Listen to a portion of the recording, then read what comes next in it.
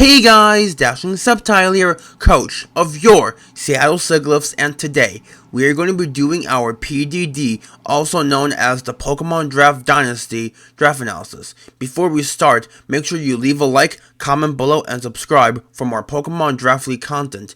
PDD is a league ran by Killaboom, Padel, and KJ, and I'm excited to participate in it. So, we were 12th out of 14th pick overall, so more at the bottom end of the wheel, which was fine. As you see in front of you, the Terra captains are mons that are 9 points and below, and they have to equal 15 points, similar to PPL Terra rules. But without further ado, let's get into our draft analysis. So, this first pick might be a shock to most of you, but personally, I feel it is one of the best mons in the draft league setting in Generation 9. We decided to grab as our first pick Meowscarada. Meowscarada is a fantastic Pokemon. With access to Flower Trick, Knockoff, U-Turn, and Play Rough, it can be a very scary threat, as well as getting access to Spikes and Toxic Spikes to spread damage to others throughout the battle can be huge for its teammates. Meowscarada also has access to the Protein ability, meaning it can change its type whenever it uses its first move when it enters battle, which is paired real nicely with U-Turn. But that's not all. With Overgrow, it can run Focus Sash sets and throw off powerful Flower Tricks, which always become a critical hit outside of Mons with Shell Armor and Battle Armor. Meowscarada loves to run items such as Choice Scarf, Choice Band, Heavy Duty Boots, Expert Belt, and much more. Our next mon we decided to grab was Urshifu Rapid. Urshifu is a great water type paired with Meowscarada. Urshifu has access to strong moves like Surging Strikes, Close Combat, and U-Turn to pivot out. Urshifu also gets access to the elemental punches, Fire Punch, Ice Punch, and Thunder Punch. Normally, Urshifu would be afraid of Rocky Helmet due to Surging Strikes hitting the opponent 3 times, meaning Urshifu would take 3 hits from Rocky Helmet, but thanks to Generation 9, Urshifu can prevent all of that with Punching Glove.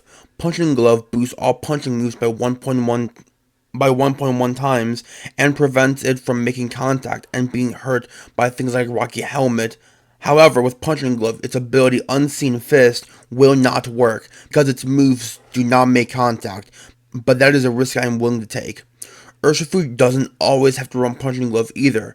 With knockoff support from Meowscarada, knocking off Rocky Helmets for Urshifu, Urshifu can run items like Choice Band, Choice Scarf, and Life Orb. And if that wasn't enough, in Generation 9, Urshifu got access to Swords Dance to boost its attack, and Trailblaze to boost its speed. Round 3 comes around, and I cannot believe this mon was not taken yet. Iron Moth. Its speed tier fits perfectly between Meowscarada and Urshifu Rapid at 110, and you guys know from WPF it has access to Quark Drive, meaning it can use Booster Energy to get a boost to one of its stats on entry, which can win the game immediately. Iron Moth has access to Fiery Dance, which has a 50% chance to raise its special attack by 1 stage. It has access to Agility, Morning Sun, and U-Turn. Unlike WPF, Iron Moth cannot terrestrialize, but it's still gonna be a big threat with access to Sludge Wave, Energy Ball, Discharge, and much more coverage moves. It can become scary real fast. Iron Moth likes to run items such as Heavy Duty Boots, Choice Scarf, Choice Specs, and like I mentioned before, Boost Energy. This mon can become real scary for my opponents really fast with hazard support from Meowscarada. Round 4 comes around and I realize I have no removal yet. I didn't really want Defogger as my only removal option because those remove Meowscarada Spikes and Toxic Spikes from my opponent's side. So I decided to get a Rapid Spinner. And so we got one of the best ones available at the time, Donphan. Donphan is a really defensive mon with access to Rapid Spin, Stealth Rock, Knockoff, and can throw off strong Earthquakes on my opponents. Donphan has access to Encore to prevent my opponents from setting up on me. Ice Spinner and Stone Edge to hit opposing flying types, and Iron Defense can become really strong with Body Press. Donphan's items usually consist of Leftovers, Rocky Helmet, and Heavy Duty Boots to have Sturdy intact and have an emergency button if your body gets swept. But also, Donphan also can run items like Choice Band and Choice Scarf. Its base 120 attack is no joke. Round 5 hits, and I feel it's time to snag up one of my Terra captains for our team. Since only low tiers, 9 points and below, can terrestrialize into 3 types and 1 must be a stab type, we picked up Braviary Hisui, and Braviary can terrestrialize into the Flying, Fire, and Fairy types. Braviary has access to Sheer Force and Tinted Lens, two amazing abilities. So Terra Flying gives it access to stronger Hurricanes, which are boosted by Sheer Force and Tinted Lens. Terra Fire gives us access to boosted Heat Waves, which can be boosted by Sheer Force and Tinted Lens. And Terra Fairy helps us versus opposing Dark types, and Braviary can dazzle and gleam those Dark types. Also, Terra Fairy allows Braviary to become really defensive, meaning it can set Calm Minds and Roost up, or can even set Calm Minds and maybe it can set up an Agility as well. Braviary's best items are Heavy Duty Boots to be immune to Stealth Rocks and Spikes when it interacts outside of its flying type. Life Orb can be real nice with Sheer Force sets because it does not take Life Orb recoil, and Leftovers or Choice Specs can be real nice with Tinted Lens sets. Braviary also gets access to Defog, but I don't see me running Defog on this thing for the most part. Round 6 comes around and I realized that I do not have a Steel type. There were options like Hisuian Gudra and Magnezone around, but I decided to go with Caparaja but I personally felt Caparaja fit on this team better than Gudra and Magnezone. Gudra does not resist Fairy, when my only other Fairy resist is Iron Moth. And Magnezone was also 4 times weak to Earthquake, similar to Iron Moth. And that would not have been a good idea. So we went with Caparaja. Caparaja gives me Stealth Rocks, which was my main focus with a Steel type.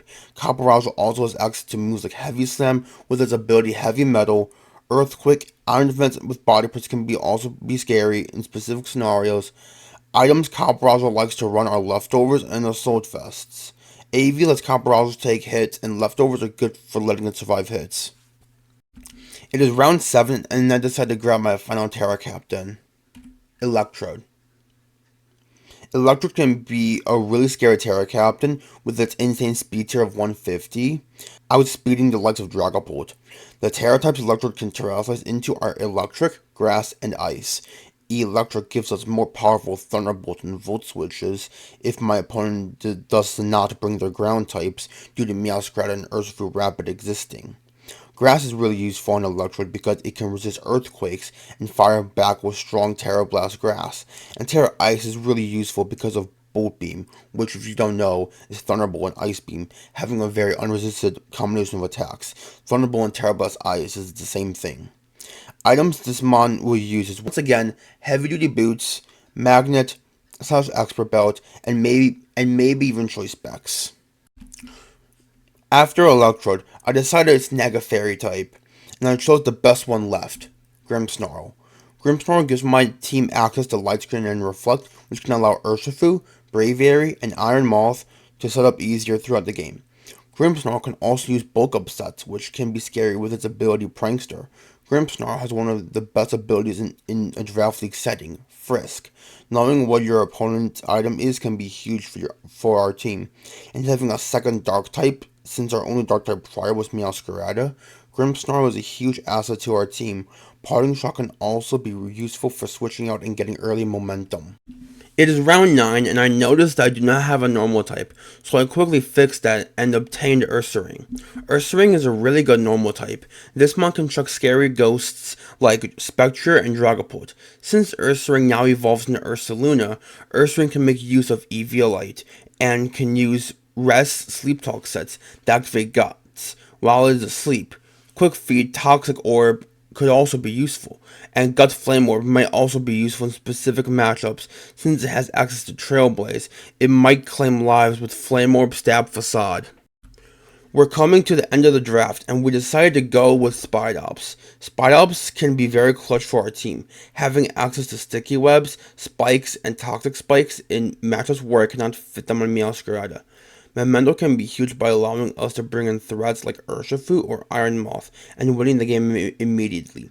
Spidops also gets access to U-Turn if it wants to pivot out into a threat and set webs up later.